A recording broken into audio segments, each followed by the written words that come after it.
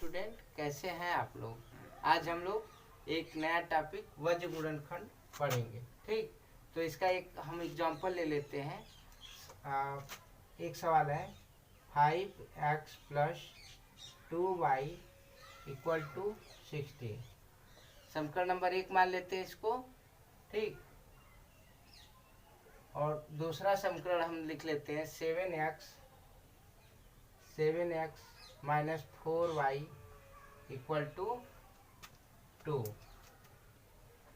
ये दो समीकरण दिया गया है और इसको हमको वज्र गुणनखंड विधि द्वारा हल करना है। तो हम सबसे पहले हम इसकी तुलना, एक मानक समीकरण होता है ax + by + c बराबर 0 से हम तुलना करते हैं।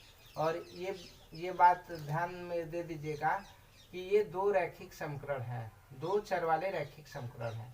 एक चर x है और एक चर y है। चर किसे कहते हैं? जिनका मान हम बदल सकते हैं उन्हें हम चर कहते हैं, और जिनका मान हम नहीं बदल सकते उसको हम अचर कहते हैं। ठीक, तो जैसे इसमें 5 अचर है, 2 अचर है, 7 अचर है और 4 अचर है। और हम इसको मानक समीकरण ax + by + c से तुलना करेंगे। तो x का गुणांक क्या है? 5 है। यहाँ पे x का गुणांक a है, y का गुणांक b है और c का मान इधर दिया गया है 16 और 2। ठीक, तो हम मान रख लेते हैं। पहले समीकरण से मान रखेंगे a1 = 5, b1 = 2 और c1 = 16। इसी तरह दूसरे समीकरण में a2, b2 और c2 का मान हम रखेंगे। a2 = 7, b2 = -4 और c2 = 2 है। इस तरह से हम a1 b1 a2 b2 c2 का मान हम निकाल लिए। इसके बाद एक काम कीजिएगा आप लोग, x y और इसके बाद आप लोग -1 क्या लिख देंगे? -1 x y और -1 लिख देंगे। और इसके बाद x के बटे यानी x/y = y/1/, सबके इक्वल कर देंगे।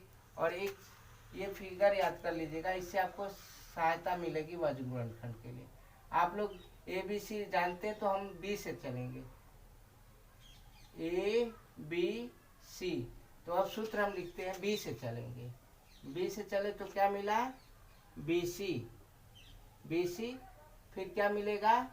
CA, फिर CA मिल गया। CA के बाद क्या मिला? AB। अब जो हमें दिखाई दे रहा है उसी को हम दोबारा रिपीट कर देंगे। BC दिखाई दे रहा है तो BC लिखेंगे, CA दिखाई दे रहा है तो CA लिखेंगे, AB दिखाई दे रहा है तो AB लिखेंगे।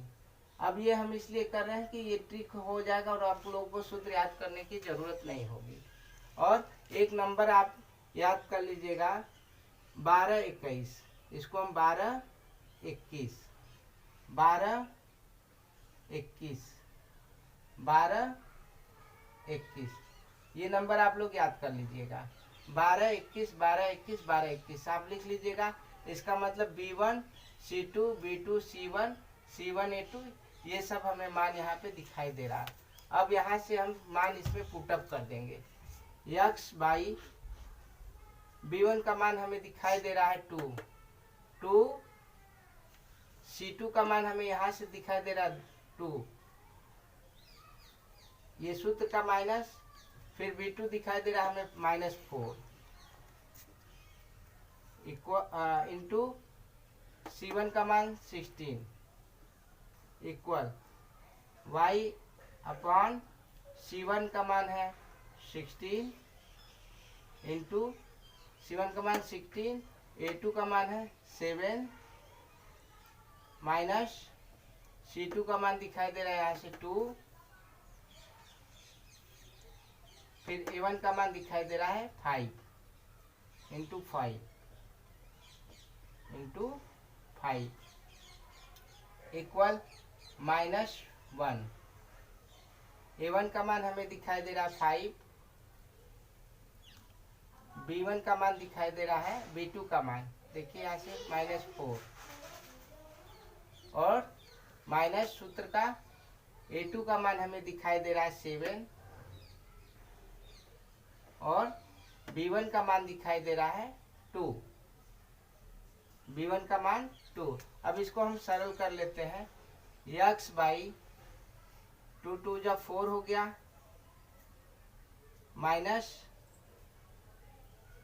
माइनस ये है और माइनस ये प्लस हो जाएगा। 16 4 जा 64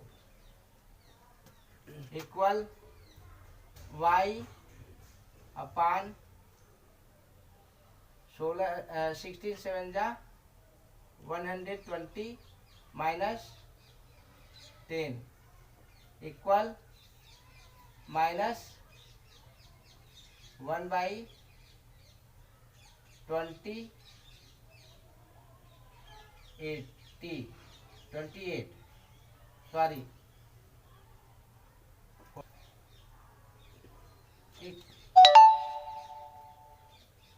ये माइनस में रहेगा। ठीक, अब इसको हम हल कर लेते हैं। x बाई, इसको हल करिए, 68 इक्वल, इसको घटा के देखिए कितना आएगा, 102 इक्वल, इसको घटा के ये जुड़ जाएगा, माइनस माइनस माइनस के साथ क्या होता है, जुड़ता है, 34। तो आप लोग छोटे बच्चे नहीं हैं, इसको हम ऊपर नीचे माइनस से गुणा कर देंगे, ये हो जाएगा। इसको हम मिटा देते हैं। अब आगे हम लोग देख लेते हैं इसकी। x बटे 68 इक्वल टू y बाई 102 और 1/34 आ गया है। अब हमें यहाँ से x और y का मान निकालना है, तो इसकी तुलना एक बार इससे कर देंगे और इसकी तुलना बारी बारी से कर देंगे। देखिए इसके बाद यहाँ से हम चालू स्टार्ट कर देते हैं। x बाई 68 इक्वल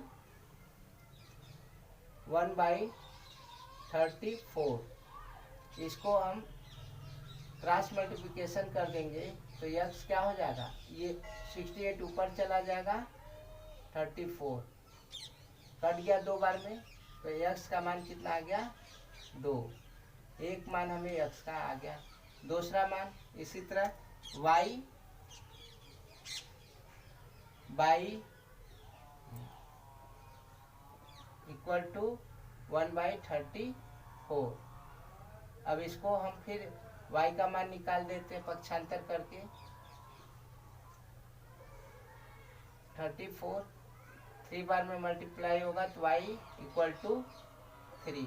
इस तरह से बच्चों आप लोगं ने देख लिया कि x और y का मान हम कितना इजी वे से निकाल लेते हैं। अगर आपको हमारा चैनल अच्छा लगता है तो इसको सब्सक्राइब कर दीजिए और लाइक जरूर करिएगा, और कमेंट में अगर जो भी आपको कमियां दिखाई दे रही हैं वे जरूर आप कमेंट करके बताइएगा।